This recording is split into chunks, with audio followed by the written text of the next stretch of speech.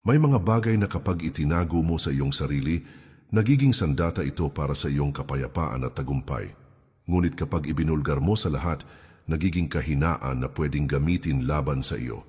Kaibigan, isipin mo ito, sa mundong puno ng ingay, tsismis at paghusga, ang marunong manahimik ay siyang tunay na nagtataglay ng lakas. Sapagkat hindi lahat ng sikreto ay dapat malaman ng iba, at hindi lahat ng iniisip mo ay dapat lumabas sa iyong bibig. Ang taong marunong pumili ng mga salitang bibitawan ay siyang taong naglalakad ng may dignidad, respeto at tunay na kalayaan. At tandaan mo, ang tunay na karunungan ay hindi laging nakikita sa dami ng iyong sinasabi, kundi sa mga bagay na pinipili mong hindi banggitin. Kung kaya pakinggan mong mabuti ang mga aral na ito, sapagkat maaari nitong baguhin ang paraan ng iyong pamumuhay at ang direksyon ng iyong kinabukasan. Kaya bago tayo magsimula, kaibigan at kapatid, muli, inaanyayahan kita na mag-subscribe sa ating channel para lagi kang updated sa mga bagong videos na aking gagawin at babago sa pananaw mo sa buhay. Ngayon, kung handa ka na, samahan mo ako sa isang paglalakbay ng pagninilay at pagkatuto. Isa-isahin natin ang mga bagay na mas mabuting manahimik ka na lamang at huwag ipagsabi kaninuman. Dahil sa bawat lihim na marunong mong ingatan, mas umiigting ang iyong lakas at mas malinaw mong makikita ang tunay na daan patungo sa pag-angat ng iyong buhay. Number 1. Mga plano mo sa buhay. Kaibigan, isa ito sa pinakamahalagang aral na dapat mong tandaan. Marami ang natitisod hindi dahil mahina sila, kundi dahil sila mismo ang naglatag ng kanilang mga plano sa maling tao. Kapag ibinunyag mo agad ang lahat ng iniisip mong gawin, binibigyan mo rin ng pagkakataon ng ibang tao na husgahan ka, kontrahin ka, o minsan pa nga, agawin ang mismong ideya na pinaghirapan mong buuin. Hindi lahat ng makikinig ay tunay na kaibigan at hindi lahat ng ngiti ay tanda ng pagsuporta. Sabi ni Marcus Aurelius, "The more we value things outside our control, the less control we have." Kapag sobra mong ipinapahayag ang plano mo, inilalagay mo ito sa kamay ng iba. Nawawala ang katahimikan ng iyong isipan dahil bigla mong iisipin kung ano ang tingin nila, kung papayag ba sila, o kung tatawanan ka nila. Sa halip na lumakad ka, ng buo ang loob, nagiging alipin ka ng opinyon ng ibang tao. Isipin mo ang isang binhi. Hindi ito agad sumisigaw sa mundo na ako'y magiging puno. Bagkus tahimik itong nakabaon sa lupa. Walang nakakakita, walang pumapansin, ngunit patuloy na lumalakas ang ugat. At sa tamang panahon, ito'y uusbong at doon lamang mapapansin ng lahat ang kanyang tibay. Ganon din ang mga plano mo sa buhay. Mas lumalakas ito kung itinatanim mo muna sa katahimikan. Sabi rin ni Marcus Aurelius, "The happiness of your life depends upon the quality of your thoughts." Kaya bantayan mo ang iniisip mo at higit sa lahat, bantayan mo rin ang lumalabas sa iyong bibig. Ang tunay na karunungan ay nasa kakayahang piliin kung ano ang nararapat sabihin at kung ano ang dapat manatiling lihim. Huwag mong ipagsabi ang lahat ng plano mo dahil sa dulo, hindi mga salita ang huhusga sa iyong halaga, kundi ang mga resulta ng iyong tahimik ngunit tapat na pagkilos. At kapag dumating ang oras ng iyong tagumpay, hindi mo na kailangang ipaliwanag ang sarili mo. Ang bunga ng iyong pagsusumikap ang magsasalita para sa iyo. Number 2. Ang mga kabutihang nagawa mo. Isa sa pinakamalaking pagkakamali ng tao ay ang ipagsigawan ang bawat kabutihang kanyang ginawa. May ilan na kapag tumulong, agad na naglalabas ng kwento. Kapag may naabot na maliit na tagumpay, agad na ipinapahayag sa iba. Ngunit ang tunay na kabutihan ay hindi kailangan ng palakpak at ang tunay na tagumpay ay hindi umaasa sa pagkilala ng mundo. Sabi ni Marcus Aurelius, "Waste no more time arguing about what a good man should be. Be one." Hindi kailangan ipaliwanag kung ikaw ay mabuti. Gawin mo na lang. Dahil kung totoo ang kabutihan, mararamdaman ito ng iba nang hindi mo na kailangang ipagsigawan. Isipin mo ito, kapag ang apoy ay tunay na nagliliyab, hindi nito kailangan ng ingay para mapansin. Kahit sa malayo makikita ang liwanag at mararamdaman ang init, ganun din ang taong gumagawa ng tama at mabuti. Hindi niya kailangang ipagsabi dahil ang kanyang gawa mismo ang magiging patunay. Ang pagmamayabang ay parang usok Maingay at mabilis makita, ngunit wala namang bigat. Ang katahimikan sa paggawa ng mabuti, iyon ang tunay na apoy na walang makakapatay. Sabi rin ni Marcus Aurelius, "The best revenge is not to be like your enemy." Kung gagawa ka ng kabutihan, gawin mo ito dahil tama, hindi dahil may nais kang patunayan. Huwag mong hayaan na maging instrumento lang ng iyong ego ang kabutihang ginagawa mo. Ang mabuting gawa ay nagiging marumi kapag ang motibo ay papuri, at ang papuri ay mabilis maglaho. Kaibigan, alalahanin mo, ang kabutihan ay para sa Diyos, para sa kaluluwa mo, at para sa katahimikan ng iyong budhi. Hindi mo kailangang ipagsabi sa iba dahil ang pinakamahalagang saksi ng iyong gawa ay ikaw mismo. Number 3, ang iyong mga kahinaan at problema. Isa ito sa mga aral na madalas nating nakakaligtaan. Sa mundo kung saan maraming mata ang nakamasid at maraming bibig ang handang magsalita, ang pagpapakita ng ating kahinaan ay maaaring magdala ng panganib kaysa tulong. May mga tao na kapag nalaman ang iyong hinaing, gagamitin nila ito laban sa iyo. May iba na magpapakita ng pakikiramay, ngunit sa likod mo, sila ang unang haharurot at magbabalita sa iba. Ang ilan ay makikinig lamang para may matutunan o magamit laban sa iyo, hindi dahil tunay silang nagmamalasakit. Isipin mo ang isang sundalong sugatan sa gitna ng labanan. Kapag ipinakita niya agad ang kanyang sugat, mas magiging madali siyang targetin ng kaaway. Ngunit kung marunong siyang tahimik, palihim na aalagaan ang kanyang sarili, lilipat, magpaplanong muli at patuloy na lalaban, darating ang araw na siya'y gagaling at mas matatag na babangon. Ganon din ang ating buhay. Ang mga problema at kahinaan ay parang sugat sa loob ng ating kaluluwa. Kung ipapakita natin ito sa lahat, mas lalo lamang itong nagiging pabigat. Kung iingatan at aalagaan ito sa katahimikan, mas mabilis itong haharapin at mas magiging lakas natin sa hinaharap. Sabi ni Marcus Aurelius, "You have power over your mind, not outside events. Realize this, and you will find strength." Tandaan mo, ang tunay na lakas ay hindi nakukuha sa pagpapakita ng ating kahinaan, kundi sa kakayahang kontrolin ang ating isipan at pananaw. Ang mga problema ay bahagi ng buhay, ngunit hindi natin kailangang ipakita ang bawat detalye sa iba. Ang tunay na karunungan ay nakikita sa kakayahang manahimik, mag-isip ng malinaw at magpatuloy ng tahimik kahit na ang mundo ay puno ng ingay. Kaya kaibigan, huwag mong ipagsabi ang lahat ng iyong kahinaan. Alagaan ang iyong budhi, palakasin ang sarili sa katahimikan, at piliin lamang ang mga taong tunay na mapagkakatiwalaan bago ibahagi ang iyong pinagdadaanan. Sa ganitong paraan, hindi lamang magtatagumpay ang iyong isipan, kundi ang iyong buong pagkatao ay lalakas at mas magiging matatag sa bawat hamon na darating sa buhay mo. Number 4, ang iyong yaman o tagumpay. Marami sa atin ang may tendensyang ipagsabi sa lahat kapag may nakamit tayong tagumpay o nadagdagan ang ating yaman. Ngunit sa mundong puno ng inggit, tsismis at galit, ang pagbubunyag ng kayamanan ay maaring magdala ng panganib, alitan at hindi ka nais-nais na atensyon. Ang mga tunay na matalino ay alam na ang tagumpay ay hindi palaging para ipagyabang, kundi para patibayin ang sarili at maibahagi lamang sa tamang paraan sa tamang tao. Isipin mo ang isang punong nagbunga. Hindi ito agad nagsasabi sa lahat ng sanga na nagbunga siya. Tahimik itong lumalaki at unti-unting lumalaganap ang mga bunga sa tamang panahon. Ganon din ang tagumpay. Ang tao na marunong manahimik ay patuloy na nagtatagumpay nang hindi iniingay sa mundo. Hindi kailangan ipagsigawan ang kayamanan. Ang tunay na halaga nito ay masusukat sa kung paano mo ito pinapangalagaan at ginagamit ng may karunungan. Sabi ni Seneca, "It is not the man who has too little, but the man who craves more, that is poor."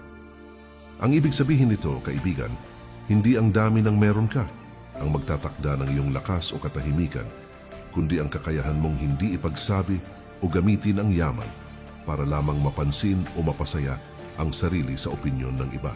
Ang tunay na kayamanan ay nasa katahimikan ng isip at sa kakayahang kontrolin ng sariling hangarin. Kaya kaibigan, bago mo ipagsabi o ipakita ang iyong yaman at tagumpay, isipin mo muna, para kanino mo ito? At mas mahalaga, ano ang tunay na dulot nito sa iyong katahimikan at paglago? Ang marunong ay nagtataglay ng kayamanan sa loob at hinahayaan lamang itong makita ng mundo sa tamang panahon, sa tamang paraan at sa tamang tao. Number 5, ang mga plano mo sa pag-ibig o relasyon. Ang puso ay isang delikadong bagay. Kapag ang bawat damdamin, plano o iniisip tungkol sa pag-ibig ay ikinukwento sa iba, madali itong nagiging paksa ng opinyon, panghuhusga at minsan pa kasamaan. Maraming tao ang hindi nakakaunawa ng lalim ng damdamin mo at may ilan na magagamit ito laban sa iyo, pumapasok sa buhay mo nang may sariling interes o panlilinlang. Kapag pinapahayag mo agad ang lahat, nawawala ang katahimikan at proteksyon na kailangan ng puso mo para lumago ng malaya at ligtas. Isipin mo ang isang mandirigma sa laban. Hindi niya isinasa publiko ang bawat taktika o plano sa harap ng kalaban. Kung gagawin niya ito, agad siyang magiging mahina at madaling matalo. Ganon din sa puso. Ang iyong damdamin at relasyon ay mas malusog at mas matatag kung pinapangalagaan at iniingatan sa katahimikan. Ang tunay na lakas ay hindi nasusukat sa dami ng narinig ng iba, kundi sa kakayahang protektahan ang iyong sariling kapayapaan at katahimikan sa harap ng mundo. Sabi ni Epictetus, "Keep yourself simple, good, pure, serious, unpretentious, a friend of justice, God-fearing, kind, full of affection, strong for your proper work." Ang kahulugan nito sa konteksto ng relasyon ay malinaw. Ang puso ay dapat panatilihing simple at tapat. Hindi mo kailangang ipagsabi ang lahat sa mundo. Ang tamang panahon at tamang tao lamang ang makakaalam ng lalim at katotohanan ng damdamin, fuwesang labis na pagbubunyag ay nagdudulot ng kawalan ng katahimikan. At ang katahimikan ang pundasyon ng tunay na pagmamahal at respeto. Ingatan mo ang iyong puso. Huwag mong ilantad ang bawat lihim at plano sa iba. Sa katahimikan at pag-iingat, mas mapapangalagaan mo ang pagmamahal mo at mas magkakaroon ito ng pagkakataon na lumago ng tunay at malaya, hindi dahil sa opinyon o pakialam ng iba. Ang mga tamang bagay ay hindi ipinapakita sa lahat, kundi pinananatiling sagrado para sa mga nararapat na makakaalam. At sa oras na iyon, ang totoong halaga ng damdamin ay lalabas ng may tibay at dignidad. Number 6, ang iyong galit o sama ng loob. Matapos nating pag-usapan ang puso at relasyon, mahalagang maintindihan na ang galit at sama ng loob ay isa ring delikadong bagay na dapat bantayan. Kapag agad mong inilalabas ang bawat sama ng loob o reklamo sa iba, nagiging pabigat ito hindi lang sa iyo, kundi nagiging pagkakataon din para manipulahin o saktan ka ng ibang tao. Ang mundo ay puno ng inggit at kasamaan. Ang salitang nagmumula sa galit ay maaaring gumising sa matagal ng tensyon o maging dahilan ng hindi inaasahang alitan. Isipin mo ang apoy. Kapag hindi mo ito pinapangalagaan, mabilis itong kumalat at sumunog sa lahat ng paligid. Ngunit kapag iningatan mo ito sa tamang paraan, ginagamit ito para magbigay liwanag at init sa tamang oras. Ganon din ang galit. Ang kontroladong galit, ang galit na pinipili mong iproseso sa katahimikan, ay nagiging lakas na nagtutulak sa iyo na kumilos ng tama, hindi sa pilitan o pabigla-bigla. Sabi ni Seneca, ang galit ay parang apoy na sumisira sa sarili bago masira ang iba. Kapag sinamantala mo ang galit sa tamang paraan, sa katahimikan, nagiging inspirasyon ito para pag-isipan ang mga hakbang na gagawin mo. Kapag agad mo itong ikinukuwento o ipinapakita sa lahat, nawawala ang kapangyarihan mo sa iyong sariling damdamin. Huwag mong ipagsabi ang bawat sama ng loob mo. Sa halip, intindihin ito, aralin kung bakit ito naroroon at hayaan itong gabayan ka sa tamang desisyon. Ang mga salita na lumalabas sa galit ay maaaring masaktan ng iba at sirain ang kapayapaan mo. Sa katahimikan, ang galit ay nagiging guro, hindi kaaway. Nagiging instrumento ng pag-unlad, hindi pagkawasak.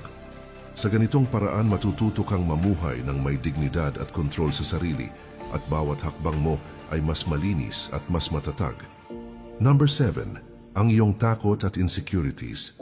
May mga bagay sa ating isipan na mas mainam na itago. Kapag ipinapahayag mo lahat ng iyong takot at insecurities sa iba, binibigyan mo rin sila ng kapangyarihan na impluwensyahan ka o manipulahin. Hindi lahat ng nakikinig ay tunay na makakaunawa at may ilan na magagamit ang kahinaan mo upang kontrolin o pigilan ka sa iyong landas. Ang katatagan ng isip ay nagsisimula sa kakayahang itago ang iyong mga takot sa tamang lugar, sa sarili mong isipan at sa mga taong tunay na mapagkakatiwalaan. Isipin mo ang isang mandirigma bago sumabak sa laban. Hindi niya ipinapakita ang takot sa kanyang mga kaaway dahil ang galit, takot o duda na ipinapakita sa maling tao ay nagiging kahinaan. Ganon din tayo. Ang ating takot ay dapat pinapangalagaan, inaaral at ginagamit bilang gabay para lumakas, hindi para ipakita sa lahat na mahina tayo. Sabi ni Epictetus, "It is not what happens to you but how you react to it that matters." Ang kahulugan nito ay malinaw. Hindi ang takot mismo ang nagtatakda ng ating kahinaan, kundi ang ating reaksyon at kung paano natin hinahayaan itong kontrolin ang ating buhay. Ang pagpili na huwag ipagsabi ang lahat ng iyong takot ay nagpapalakas sa iyong loob, nagbibigay daan sa malinaw na pag-iisip at pinananatili ang katahimikan ng iyong damdamin. Huwag mong ipagsabi ang bawat takot o insecurities mo. Hayaan mong maging gabay ang mga ito sa tamang paraan. Palakasin ka sa katahimikan at magbigay ng direksyon sa tamang landas. Ang tunay na lakas ay hindi nakikita sa dami ng nalalaman ng iba tungkol sa iyo, kundi sa kakayahan mong pamahalaan at kontrolin ang sarili mo sa gitna ng takot at duda. Number 8, ang iyong mga opinyon o paniniwala sa lahat ng tao. Madalas nating iniisip na ang ating opinyon ay mahalaga at dapat marinig ng lahat. Ngunit sa realidad, hindi lahat ay handang makinig ng maayos. Kapag ipinapahayag mo ang bawat paniniwala sa lahat ng oras, nagiging dahilan ito ng hindi pagkakaunawaan, alitan at minsan ay pagkawala ng respeto sa iyong sarili. Ang tunay na karunungan ay hindi palaging nakikita sa dami ng sinasabi mo, kundi sa kakayahan mong piliin kung kailan, paano, at kanino mo ito ipapahayag. Isipin mo ang isang ilaw sa gabi. Hindi ito sumisigaw sa madla na nandyan siya. Tahimik itong nagliliwanag at nagbibigay liwanag sa mga tamang tao sa tamang oras. Ganon din ang iyong opinyon. Ang pagpili ng katahimikan sa ilang pagkakataon ay nagpapakita ng tunay na pag-iingat at disiplina sa isip. Ang mga salita ay maaaring maging matalim at masaktan, kaya mas mainam na gamitin lamang ito kung may saysay at tunay na makakatulong. Sabi ni Marcus Aurelius, "Be tolerant with others and strict with yourself." Ang kahulugan nito, bago mo ipagsabi ang lahat ng iniisip mo, maging disiplinado sa sarili. Suriin kung ito ba ay makakatulong o magdudulot lamang ng gulo. Ang kontrol sa sariling pananalita ay tanda ng lakas ng isip at pagmumuni-muni. At sa katahimikan ng iyong opinyon, matututunan mong pumili ng tamang oras at tamang tao. Huwag mong ipagsabi lahat ng iniisip mo o paniniwala sa lahat. Sa halip, piliin ang katahimikan at tamang oras. Ang tunay na lakas ay nakikita sa kakayahan mong pamahalaan ang iyong salita at pananalita at sa paraan ng pagpapakita ng respeto sa iba at sa sarili mo. Ang mga opinyon na pinipili mong itago ay nagbibigay ang kapangyarihan sa iyo at ang kapangyarihang iyon ang magdadala sa iyo sa mas malinaw at maayos na landas sa buhay. Number 9, ang iyong mga pinagtagumpayan o nagawa sa buhay. Marami ang nagkakamali na iniisip na kapag ipinagsasabi nila ang kanilang tagumpay, mas kikilala ang kanilang halaga.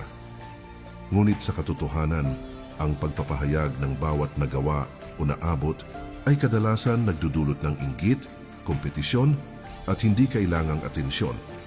Ang tunay na tagumpay ay hindi nasusukat sa dami ng nakakaalam, kundi sa epekto at kalidad ng ginawa mo. Ang taong marunong ay tahimik na kumikilos at hinahayaan ang resulta ng kanyang mga gawa ang magsalita. Isipin mo ang isang ilog na tahimik na dumadaloy. Hindi ito sumisigaw na ito'y nagdadala ng buhay, ngunit dumarating sa tamang lugar at nagbibigay ng biyaya sa lahat ng nangangailangan. Ganon din ang tagumpay, ang katahimikan at pagpipigil sa pagbibida ng nagawa mo ay nagtataguyod ng tunay na dignidad, respeto at panatag na kalooban. Ang pagpapakita ng lahat ng nagawa mo sa maling tao ay parang pagbubukas ng pintuan sa inggit, kritisismo at minsan pang pagnanasa na nakakasira sa kapayapaan mo. Sabi ni Seneca, "It is not the man who has too little, but the man who craves more that is poor." Ang kahulugan nito, hindi ang dami ng iyong nagawa o naabot ang tunay na sukatan ng yaman o tagumpay, kundi ang kakayahan mong manatiling kontento at tahimik sa iyong mga nagawa.